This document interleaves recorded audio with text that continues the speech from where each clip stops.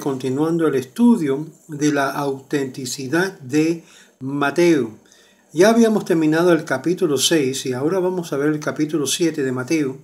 Y como digo, esta serie de estudio es para aquellos que son cristianos, son mesiánicos, son nazaritas, pastores, misioneros, para que así puedan entender mejor su propia Biblia cristiana. Como le digo, aquellas cosas que hallamos, que Jesús dijo, que está consistente con lo que el judaísmo del primer siglo normalmente se halla en las fuentes del manuscrito. Muchas cosas también fueron añadidas, por lo tanto hay que descifrar y ver los manuscritos para ver qué fue añadido y es claramente indicado, o contradicciones que existen. Eso es por eso para nosotros, ustedes deben de saber que el evangelio cristiano para nosotros no es inspirado, aunque posee lo que es palabras que eran típicas de rabinos de la época o enseñanzas típicas de la época del primer siglo. Sin embargo, fueron muchas cosas añadidas, como hemos hablado durante esta serie entera, y es por eso que hemos llamado esta serie la autenticidad de Mateo. Vamos a ver ahora en estos pocos minutos que tenemos de cada video, de mirar y del capítulo 7, del verso 1 al verso 6 de Mateo. Y esto estamos hablando de juzgar, lo que es juzgar a los demás, y algunos conceptos erróneos que ha surgido como resultado de esto. Dice capítulo 7, no juzgáis para que no seáis juzgados, porque con el juicio con que juzgáis seréis juzgados, con la medida con que medís os será medido. Y vamos a entrar acá. ¿Y por qué miráis la paja que está en el ojo de tu hermano y no echas a ver la viga que está en tu propio ojo? ¿O cómo dirás a tu hermano, déjame sacar la paja de tu ojo y aquí la viga en el ojo tuyo? Hipócrita, ¿quién está llamando hipócrita que está practicando esto? Hipócrita, saca primero la viga que está en tu propio ojo y entonces verás bien para sacar la paja del ojo de que está en tu hermano. No deis lo santo a los perros, ni echéis vuestras perlas delante de los cerdos, no sea que lo pisoteen y se vuelven y os despedacen, que le vienen a atacar. Estas son palabras fuertes y dentro de este concepto hallamos mucho de lo que es las enseñanzas rabínicas de Jesús o enseñanzas que era conocido como enseñanzas de la ley oral que se halla en muchos del Talmud y en muchos de los conceptos lo que es de nuestras escrituras y nuestros sabios. Algunas cosas muy importantes primeramente antes de ir adelante. La idea de juzgar a otros. Casi siempre cuando ves que alguien está haciendo una observación a otra persona, la primera cosa es, no juzguéis, no juzguen, porque recuérdate que no debemos estar juzgando. Esto no es lo que significa el no juzguéis. Y eso lo vamos a ver, sino más bien para evitar de que la medida sea puesta sobre nosotros, no debemos de poner una medida fuerte sobre los demás. Y esto también lo dice aún el comentarista cristiano de Jerónimo. Dice que juzgando a los sordos, no juzguéis. Significa no simplemente de tener una opinión, sino evitar lo que es juzgar de forma de condenar o forma de aparentar, de juzgar negativamente para condenación. Si vamos a ver esto, cada vez que un cristiano, un pastor, condena a una persona al infierno, en sí se está autocondenando él o ella mismo, porque basado en esto, en este sentido, está juzgando al prójimo dónde va a terminar. Y en esto están juzgando de una forma duramente, algo que aún el comentario de Jerónimo dice. Sin embargo, vamos a ver que juzgar no significa que no puede ser juzgado. Tenemos una obligación de juzgar y de tomar un criterio cómo está conduciendo nuestra vida como lo demás. Esta enseñanza tiene que ser vista a la luz de la Torá y las enseñanzas acerca de la justicia en ambas comunidades judías como también las comunidades justas de los hijos de Noé. Una de las enseñanzas antiguas de los hijos de Noé era de establecer tribunales de justicia. Jueces y oficiales asignarás en todas tus ciudades, nos dice en Deuteronomio 16, verso 18. Obviamente esto no está hablando del procedimiento de juzgar o utilizar jueces para juzgar justamente, solamente con una corte honesto y justo en lo que es los tribunales, con jueces que temen a Dios y honran a Dios, puede mantener una sociedad pacífica. No puede ser más enfatizado la importancia del concepto de justicia en la Torá, de tal forma que nos dice en Deuteronomio capítulo 16, verso 20, justicia, justicia perseguirás. En un sentido general, hay que juzgar de una forma justamente, balanceadamente. Un perfecto ejemplo que nos da lo que es la Torá es que si un hombre rico y un hombre pobre se presentan ante el tribunal, los dos deben estar de pie o los dos deben estar sentados. No puede haber preferencia por la riqueza del rico y la pobreza del pobre. Es decir, de ambas formas hay formas que le puede presentar preferencia. Igual forma, no se le puede ir pagando a un partido por todos los servicios para presentarse al tribunal, mientras que el otro está sin asistencia de poder presentar su causa. En tal cosa hay una injusticia cometida. La Torá claramente dice que hay que buscar la justicia. Justicia, justicia buscarás. En Levíticos, en un sentido personal, Levítico 19, verso 17 dice, y manda al judío de reprender a su prójimo de nuevo y de nuevo, que significa que si ves que tu prójimo está violando uno de los mandamientos de la Torá, te manda a ti de reprenderlo o a ella y requiere juicio. Uno tiene que saber la ley y la halajá con el fin de poder estimular la conciencia del pecador para atraer a la persona al remordimiento y arrepentimiento. Y esto es exactamente lo que señala Jesús mismo, de hablando del bien de su tiempo, de juzgando a los sordos, como también a sus discípulos, como leemos en Mateo 10, versos 13 al 14, que es lo que dice. Y vamos a ver esto simplemente para que puedan entender un poco del concepto judío de lo que estamos hablando. Dice, y si a la casa fuera digna, fuera paz, verdad sobre ella, mas si fuera no digna, vuestra paz se volverá a vosotros. Y si alguno no os recibiréis, oyere vuestras palabras, salid de aquella casa o ciudad y sacudid el polvo de vuestra casa. Porque de cierto os digo que en el día del juicio será más tolerable el castigo para la tierra de Sodoma y Gomorra que para aquella ciudad. Es decir, la idea de reprender a una persona por haciendo el mal, reprendiendo a una persona por lo que es transgredir los mandamientos, no se debe de, por ejemplo, transgredir el Shabbat y la estás haciendo esto y el otro, o estás transgrediendo las leyes de modestia por poniéndote esto y el otro, estás transgrediendo el comportar moral de recato cuando estás en conversación con los amiguitos o las amiguitas. Cosas así son cosas esenciales con el fin de traer a todos lo que es reprensión, exhortación, con el fin de que andemos delante de Dios correctamente, justamente. Sin embargo, vemos que será juzgado medida por medida.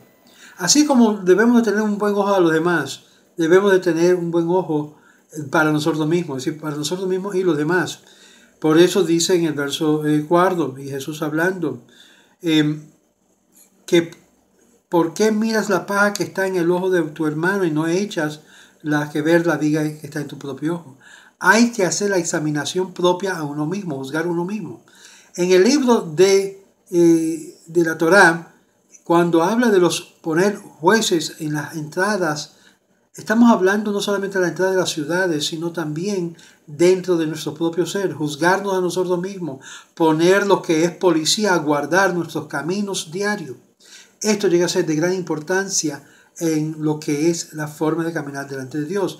El que juzga a su prójimo favorablemente, dice en Shabbat 127b, Talmud, que es rabínico, dice: el que juzga a su prójimo favorablemente, también es juzgado favorablemente delante de Dios.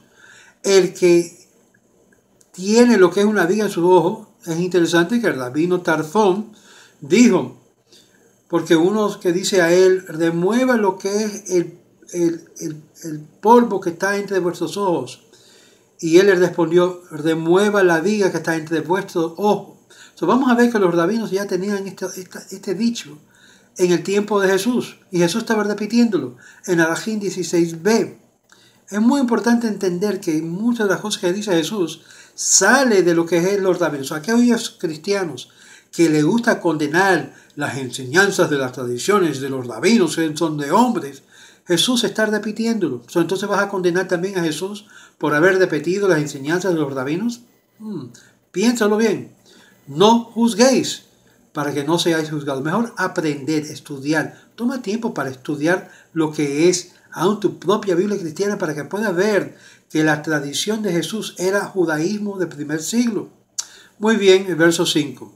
Verso 5 dice: hipócrita, saca primero la viga de tu propio ojo, entonces verás bien para sacar la paja del ojo de tu hermano.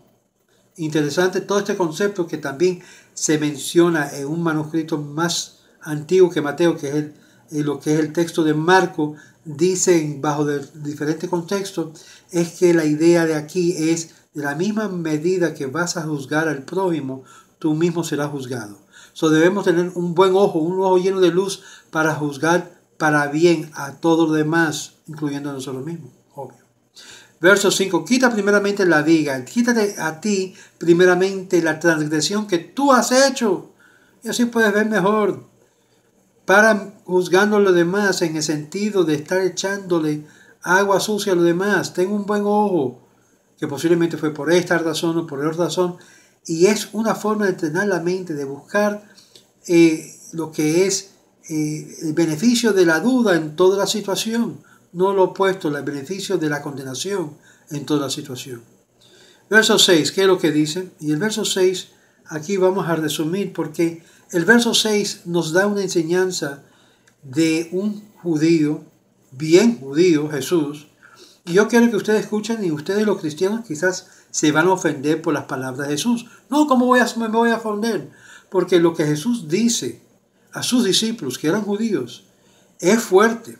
Yo quiero que ustedes escuchen lo que él dice. Es la misma cosa que también lo dice en el Talmud, pero vamos a verlo claramente.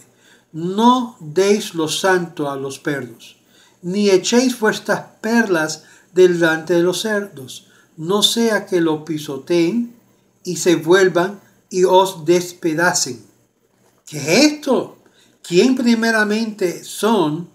Lo primero que menciona aquí, los perros. ¿Quiénes son los cerdos? Dos animales que menciona aquí, que se consideran según la Torá inmundos, totalmente no puros. Primeramente, cuando ustedes ven y leen esto, la palabra perdo o perdos o cerdo, esto Jesús está aludiendo al mundo gentil. Sí, amigos, al mundo gentil. Bueno, Moshe, ¿qué prueba usted tiene de esto? Que Jesús llamó a los gentiles perdos y cerdos. Claramente, Mateo capítulo 15, verso 26 del mismo libro de Mateo, sabemos que los cerdos y los perdos, Jesús hace referencia a referírselo a los gentiles, a los goyim, como dicen en el mundo judío. El mundo gentil se considera como perdos y como cerdos. Pero usted me está ofendiendo, no lo ofendí yo. Palabras de Jesús al mundo cristiano. Los gentiles se llaman perdos y cerdos según Jesús. No lo digo yo. Verso 26. Estamos hablando de la mujer cananea que sobresalió en su fe en el Dios de Jesús, que es el Dios de Israel. Escuchen claramente. Entonces ella vino y se postró ante él. Señor, socórdeme. Respondió él, dijo, no está bien tomar el pan de los hijos y echarlos a los perdillos. ¿Qué la llamó?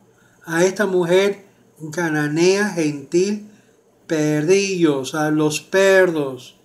Y ella dijo, sí, Señor. ¿Ella lo negó? No lo negó. Le dijo, sí, Señor, soy un perdillo. Pero aún los perdillos comen de las migajas que caen de las mesas de sus amos. Y entonces Jesús le dijo, oh mujer, grande es tu fe. Hágase contigo como quieras. Y su hija fue sanada desde aquella hora. Es decir, que el mundo gentil depende en el mundo judío, el mundo de Israel, para recibir no solamente migajas, sino todas las bendiciones que vienen. Cuando un gentil maltrata a un judío, sea justificado o no, en sí está recibiendo del mundo judío las bendiciones. Cuando el judío entra a un país, el país recibe bendición. Cuando el judío es maltratado por el país, Dios le da la vuelta a esa nación. Simplemente mira lo que está pasando en Venezuela, un perfecto ejemplo de la actualidad. Mira lo que está pasando por todo Centroamérica y Latinoamérica. Cuando los países del mundo comienzan a echar escorio y maldiciones al judío, todo eso le devuelve a su mal.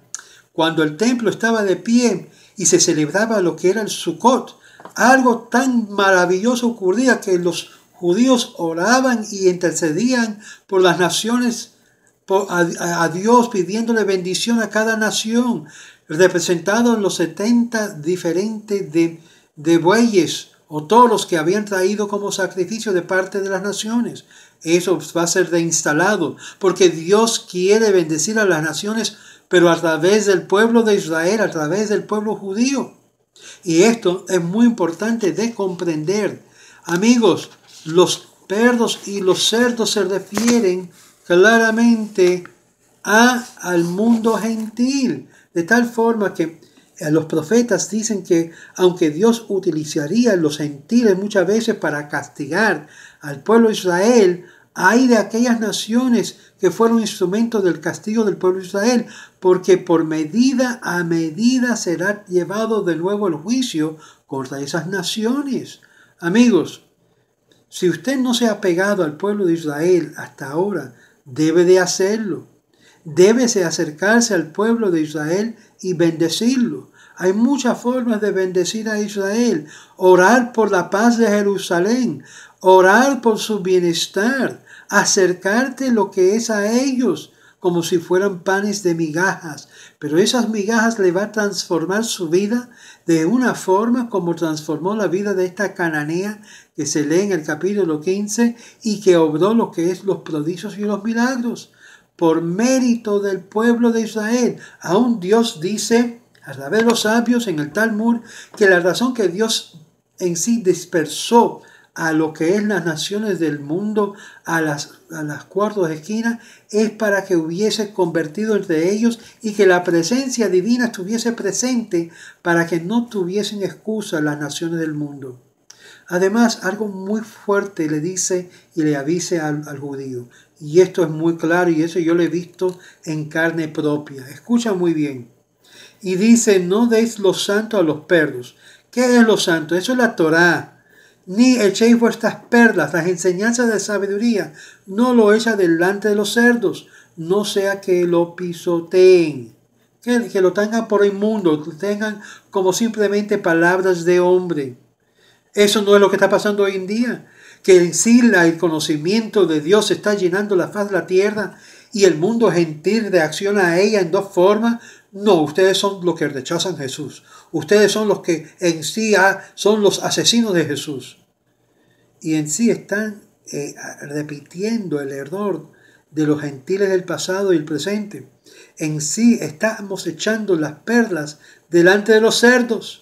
Y es por eso que el pueblo de Israel por años han estado recluidos en sí encerrado en su shtetl.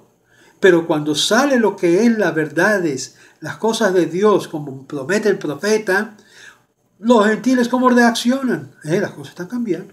No, nosotros somos los que tenemos la verdad. No, nosotros los cristianos tenemos la única verdad.